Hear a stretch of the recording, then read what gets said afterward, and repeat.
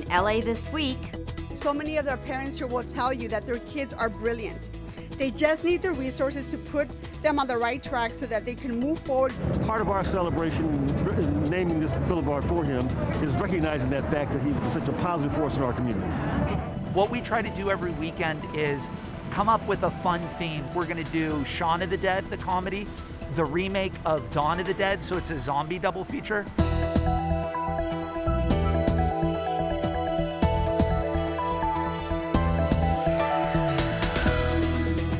Hello everyone, I'm Rasha Goel. Here's what's happening in LA this week. Since the onset of the coronavirus, public servants across the state have rolled up their sleeves to address the needs of residents. LA County District Attorney Jackie Lacey has been leading the charge in protecting LA residents against fraud and malicious intent. Maria Hall Brown sat down with Jackie Lacey to get her take on the best ways to protect and serve. I'm delighted to be joined today by LA County District Attorney Jackie Lacey. So nice to have you here. It's nice to be here. Thank you for the opportunity. You know, you've had a lot of specific priorities. Your effort to protect seniors, you know, your effort to help those who've been trafficked, human trafficked, the unhoused and the mentally ill. How do you feel they are right now? Where are they in their standing? I think we've made substantial improvements on a number of fronts. For instance, with seniors, you know, I got involved in that project because of my mother was scammed by a phone con artist who said, we have your grandson in jail, don't tell anybody, but just wire cash to this particular place. And or did they pick the wrong woman? They picked the wrong family, I must tell you, because we all got involved in stopping it. But it got me to thinking that there are a lot of seniors who are falling victims to that. So we have been on a very deliberate, robust campaign to let seniors know, hey, look, be aware of this, that if somebody asks for any personal information, be wary and hang up. So we've done that. With human trafficking, I'm most proud of the fact that we stopped really going after the women and the girls who are on the street because we started to ask the question, who's making that money? And really we've gone after traffickers in a very robust and I think the right, you know, in my opinion, the right way. Some of those traffickers are getting life in prison who are trafficking girls and women, and as they should, because this is a terrible thing to enslave someone and force them to use their bodies in order for you to benefit. Now, mental health. We're in the process, it's been 5 years since I published the Blueprint for Change. And one report that I think would be interesting for our viewers to note is in Los Angeles City. The police department, LAPD, noted that there was a 43% decrease in the use of force against those who have a mental health crisis. That's huge. That should be on billboards, and much of it has been because we've trained officers in de-escalation, but I'd love to see those numbers go down further, and that's the work I really want to do. If we had the right mental health services in place, we just would not need to have these people in jail, and jail really should be reserved for those who are a danger to our society. Do you feel the weight of being not just the first woman LADA, but also the first woman of color? You get a lot of feedback, particularly from girls of color, and you can see it. They're looking at you and you're thinking, okay, you have given me hope. And there's a responsibility with that. You want to not just be the first person of your race or the first woman, you want to be the best, right? And so you want to make sure that you do things for the right reasons, that you never embarrass the office, that you achieve, that you accomplish things, because you know that there are people who are inspired by watching you, and they may be inspired to also seek to be the first in their field. Well, it's been delightful talking with you. Thank you so much. Thank you. Council members Curran Price and Herb Weston took to the mic outside Staples Center this week. They came together to kick off a campaign that honors one of Los Angeles' most beloved sports figures, Kobe Bryant.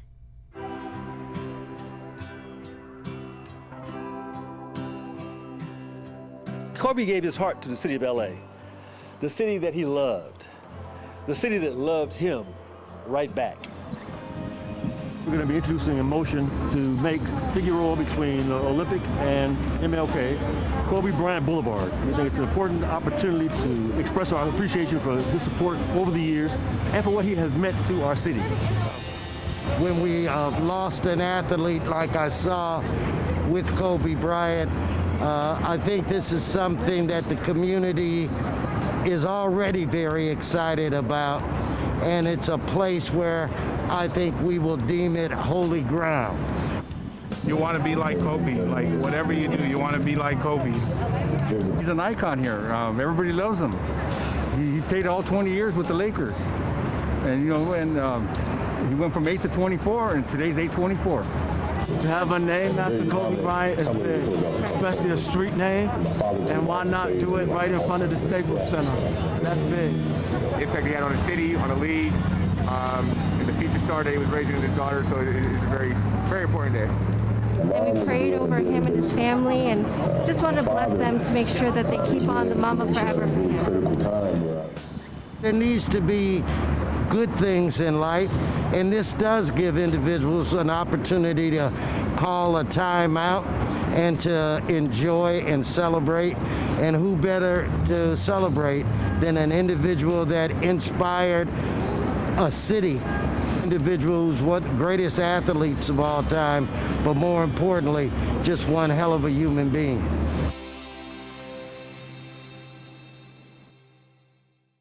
Councilmember Joe Buscaino shows no sign of slowing down when it comes to renovating and rejuvenating Council District 15. We were on hand for the ribbon cutting of Wilmington's newest pocket park.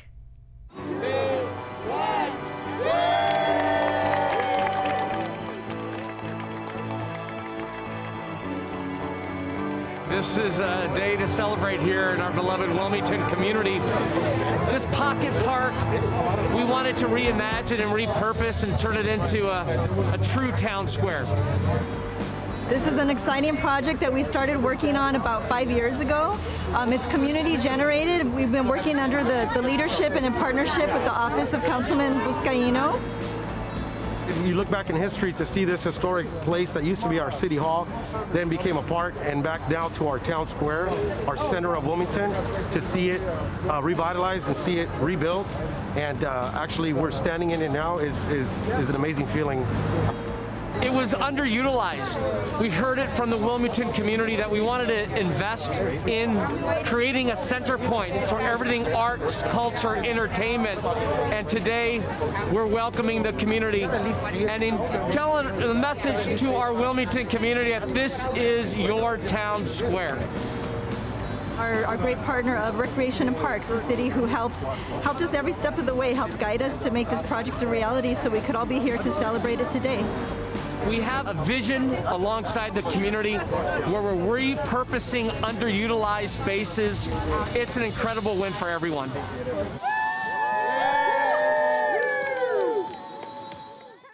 Council President Nuri Martinez is helping the back-to-school efforts in Council District 6.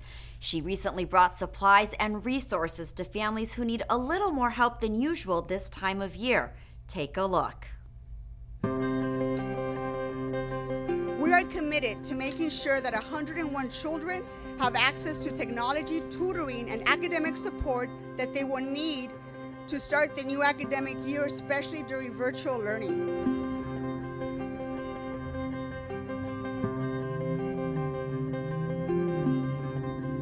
We are starting with 60 kids enrolled in this program and 101 kids from the 3 different motels in my district. We are providing all of our students in the motels with portable desks, headphones, and other materials for distance learning.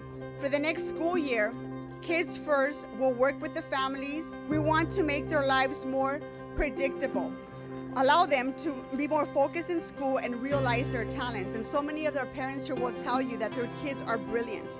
They just need the resources to put them on the right track so that they can move forward, graduate from high school, graduate from college, and escape the poverty that they're trapped in now. So it's really important for the Los Angeles Public Library Street Fleet to be here today because we are bringing resources to underserved communities. It makes a world of a difference when your child reads at least 20 minutes a day. It definitely helps them in school and their vocabulary and their understanding. And books open an entire different world to kids who don't necessarily have the means to travel the world.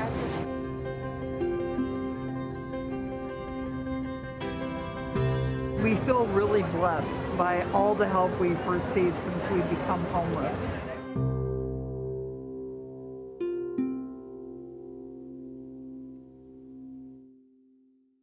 The nonprofit Project Ropa was founded by Angelino Caitlin Adler to address the challenges that homeless people face in obtaining and keeping clean clothes. Since 2016, you can find her every week in one of 3 LA locations, feeding and clothing the less fortunate among us. And you can bet she's not letting some pandemic keep her from her mission. I started Project Ropa in 2016. Our mission is to restore dignity, rekindle optimism, and empower the lives of people experiencing homelessness. We have a mobile hygiene service that provides clean clothes, hygiene kits, and drinking water. And we work in tandem with other service providers such as showers and food and employment and housing resources. We've essentially retrofitted a van into a mobile walk-in closet, and in that way we have all the clothes hung and on shelves, much like you would see in a retail environment, and we're able to provide the service in a safe and dignified and humane way. I come here for the free showers and the clothing. I'm glad that they provide clothing. I've been homeless for 6 months, and I'm out here doing bad, and these people are helping me to look better, that I can go on job interviews and present myself and looking better in society. And I appreciate the clothes that the guys give out. They really give out some good stuff. The need was always great for clothes. The need became greater. You know, in today's world, I think working for nonprofits is great. I think nonprofits are really at the forefront of progress in society today.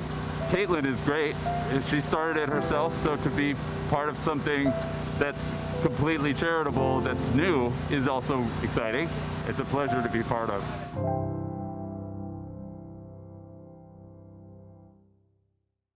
Unemployment benefits may soon come with something extra. Rock the Vote goes virtual to celebrate women's suffrage, and Los Angeles is on its way to becoming a fair trade city. These stories and more up next on City Beat. COVID-19 has not only put an enormous strain on the health of Los Angeles residents, but also on their employment. Thankfully, an additional $300 in unemployment benefits will soon be given to millions of Californians who are out of work. These funds will be available for weeks of unemployment starting back on August 1st.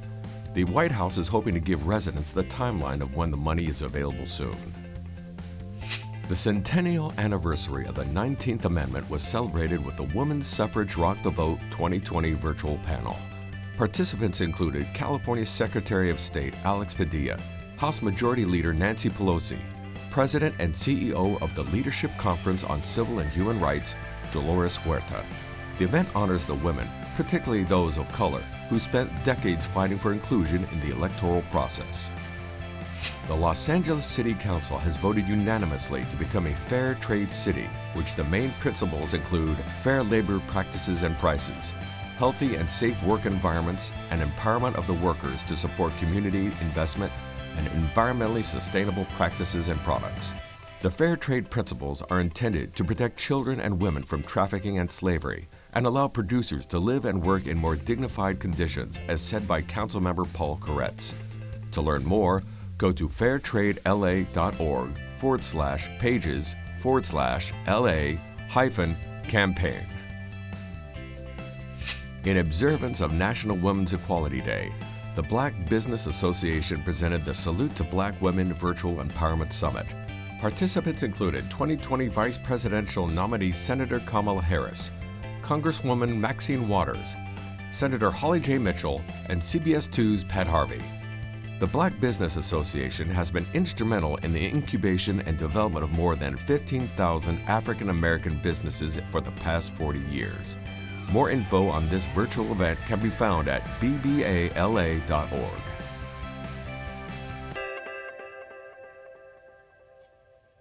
2020 is a census year. Have you been counted? I cannot emphasize how important this is. Time is running out, and there's no good reason to not be counted. And it's easy. You can do it online or drop by one of the many Let's Get Counted events happening around the city. Councilmember Curran Price was on hand to encourage South LA to brave the heat and get counted. We're now here in Avalon where we are promoting census participation. We've partnered with Council District 9 and we are so excited to get our neighborhoods counted for the 2020 census. Well, we're happy to be here to encourage neighbors and friends to be counted. We know how important the census is. It really dictates and determines the kinds of federal programs that we are able to benefit from in our community. We're also doing COVID testing here today, and so when we get everybody counted, we're able to get funding for things like emergency response, things like the free services we're offering here today. Es importante para que así uno también se haga contar, para tener más acceso a las escuelas, parques, a unidades, hospitales. If we want things that we need, like rental assistance, things that help us as far as the kids or like the day camps and things of that nature, the census to help because they know how many people's in the community. Participar en el censo es absolutamente privado y seguro. Entonces su información nunca va a ser compartido con ninguna otra agencia, incluso la oficina de inmigración. El censo nunca le va a pedir por su estatus migratorio o ciudadanía. Entonces, es absolutamente privado la información que usted le va a proveer al censo. Y queremos que nuestras familias respondan y cuenten a todos que están viviendo en su hogar. Llenen el censo, es muy importante para nuestra comunidad, para nuestros hijos, para nosotros mismos. Porque si no llenamos el censo vamos a tener muy poca ayuda. Si llenamos el censo vamos a tener muchos beneficios para la comunidad. Llenen el censo, vengan, no tengan miedo, no pasa nada. It's late in the summer and the need for food and back-to-school gear has not slowed down a bit. Fortunately, grab-and-go programs are able to keep up with the demand. Councilwoman Monica Rodriguez brought supplies and resources to families in Council District 7. Meanwhile, in El Sereno, Team Cedillo hosts another food giveaway. Take a look. Today we've assembled a resource fair for families living in motels here in the community of Sylmar, but throughout my district, in an effort to help make sure that our kids are connected to the vital resources that they need to have a strong start in their academic year. It's very important because we need the school supplies for the kids. We've been locked, on shutdowns, and it's very important to get as many supplies, and it'll be so helpful, and we're so grateful for it. Education is important, and I'm just here to collect some backpacks and get information from my brothers. Try to start the school year safe. We know that the pandemic has caused a great deal of additional challenges for kids in particular. And so for those experiencing homelessness, living in interim facilities like the Vagabond Inn here in Sylmar, we need to make sure that we're connecting all of these families to LA Unified, to the free services that are available through our LA Public Library system. So we have job resources that are also here, many of the support services to help get families connected to the resources that they need, from LA Family Housing to North Valley Caring Services, LA Unified, but those critical job opportunities that perhaps so many families need. We've got it all here. Ahorita que no tengo empleo, también voy sobre lo del empleo. Y pues para la ubicación, porque sí es importante buscar ubicación estable para los hijos. It's another way of making sure that even in spite of a pandemic, that our kids aren't going to be left behind. We know that kids living in communities of color in particular, and those in lower socioeconomic areas, don't have equal access to the same type of technology that so many others are afforded. And so we're trying to make sure that they have access to those same accommodations so that they aren't left behind.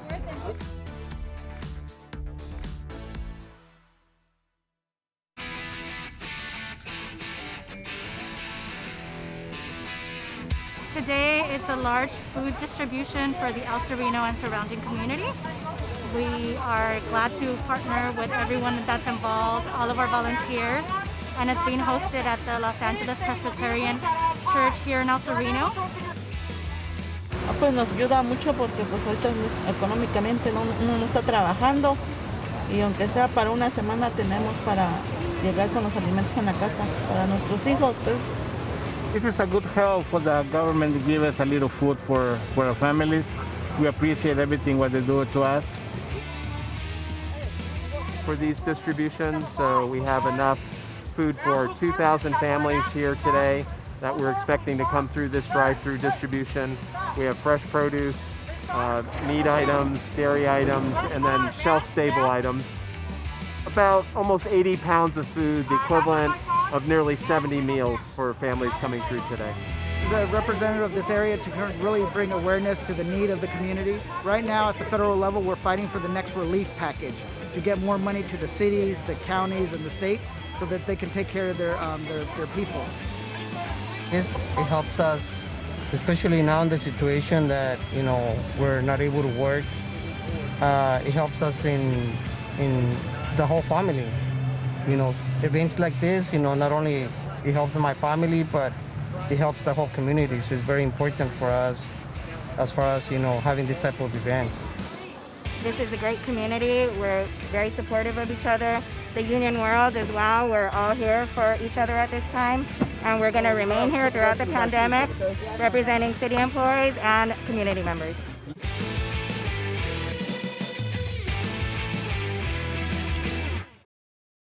A return to normalcy. That's what we all long for during this crazy time of COVID-19. And while we've mostly made the adjustment to a new normal of face masks and frequent hand washing, we recently got one small piece of normal back, the reopening of the LA Zoo. What a sunny and beautiful day that helps us welcome everyone back to the Los Angeles Zoo. We are so excited to finally open our gates up today to welcome our members and our guests back to the zoo. We have been closed for a historic 166 days due to the COVID-19 pandemic, but that did not stop our work. That did not stop what we know is important, and that is being committed to the care of the animals, continuing our conservation efforts, maintaining the facility and the landscape. But here we are today, reopening in conformance with the Los Angeles County Public Health Department protocols, which modify the experience to ensure the health and safety of our visitors, of our staff, and the animals. We think that offering an outdoor, safe environment where people can connect with nature and the animals that we all know and love is something that will help us as we are all living in a new normal. We would come here before quarantine. We'd be here probably 4 times a week at least. Yeah, sometimes 5 actually. Yeah. So every day of the week. I genuinely relied on the zoo for a real integral part of our education. So we're so excited that we're back.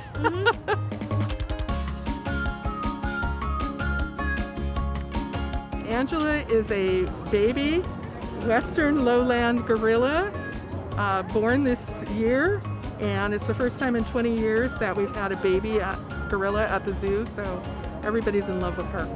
She's a lot more mobile now. She's getting off of mom, hanging out with some of the other females, so there will be some very fun behavioral changes that people will see with Angela. It provides so much more than just coming to see the animals, and I hope that people appreciate that and can take part in that.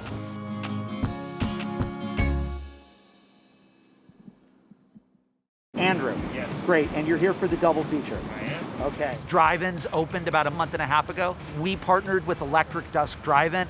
They had all the equipment and experience. We had been doing programming, so we partnered up to put on what we're calling parking lot cinema. So it's 88.3 FM. Whenever you're out of the car, masks on, 6 feet apart.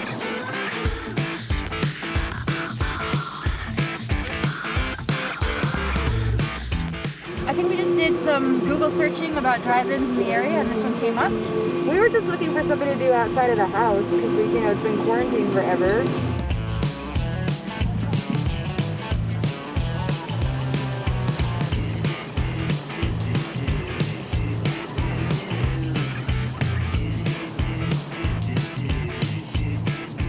I love going to see movies, and this seems like the best way to do it right now. It gives an opportunity for us to go to the movies without having to be inside a movie theater, and we're still all safe.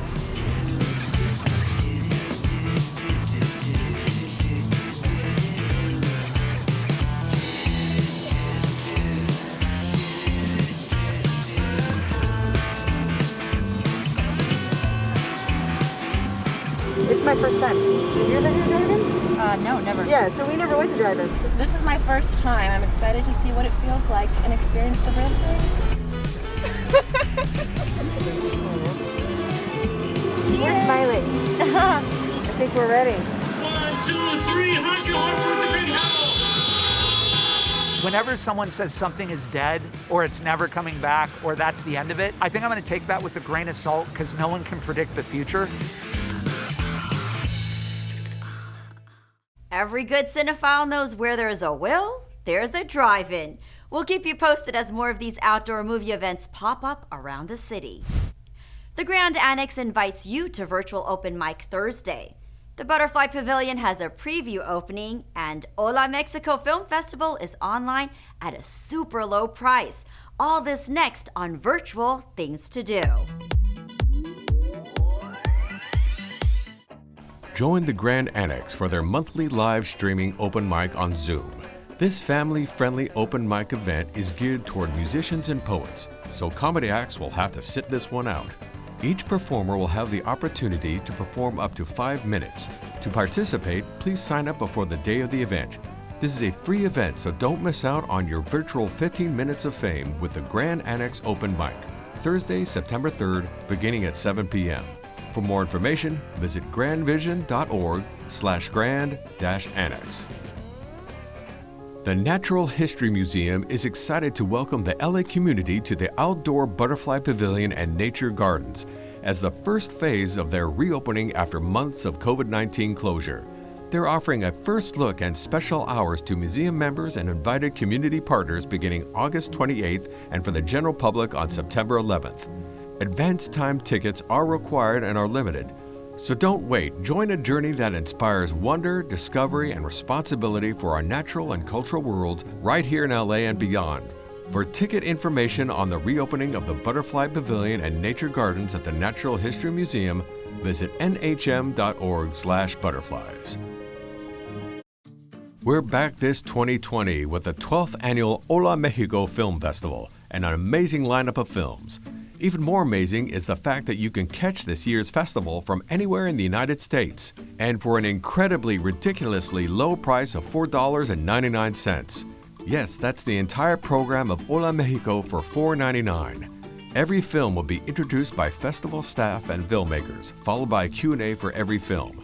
There's 20 competing films to which you can vote for like every year, and some films will be available throughout the festival.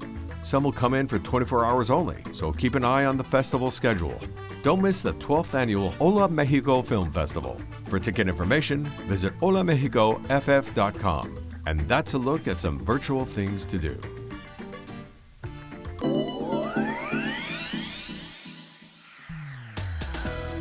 That's it for this edition. I'm Rasha Goel. From all of us here at LA This Week, thanks for joining us.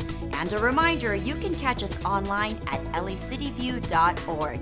We're also on Facebook, Twitter, and YouTube, so don't miss out. See you next time for more LA This Week.